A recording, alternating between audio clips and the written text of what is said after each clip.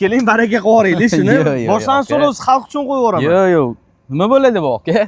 Yo'q, baraka, oka mashina. Yo'q, bo'lmaydi. Nimaga? Pulingizni shab turing. Aha. Endi kelishamiz. Yo'q, qarang. Boshlanish to'lovisiz qo'yib beraman. Xo'p. Faqat bir kunni sotib beraman. 100 so'm tushib bering, aka. Bir kunni sotib beraman mana shu mashinangizni. Bir kunni bo'lsa baraka. Joningiz sog' bo'lsin. Xullas, akalar, boshlang'ich to'lovsiz Gentra avtomobili kelinglar ko'rsataman holatlarini. Xo'p, tonirovka ruxsatnomasi bor, sizlar uchun baraka qilib olib qo'ydik. Mana mashinaning holatini ko'ringlar, chexollarini zo'rdan, kardinallardan taqib qo'yilgan, 120 yurgan, o'zining original magnitofonlari, lyuk, ABS, polni hamma narsalari idealniy holatda gaz ballonlarigacha ham uстановka qilib qo'yilgan. Mana. Mashinaga javob aka? Javob. Mazza haydaydi, xudo xolasa. Xudo xolasa. Olgan odam baraka topadi. Men o'zim haydab ko'rdim, hadovoy, motor zo'r. Ballonlarni taqib qo'ydingizmi aka, yaxshilaridan? Yaxshi ballonlar bor. Hech qanaqa ish yo'q, olasizlar, haydingizlar. Tonirovka ruxsatnomalargacha bor. Gap yo'q. To'g'rimi? Shunaqa qoldi bizni. Albatta. Zo'r.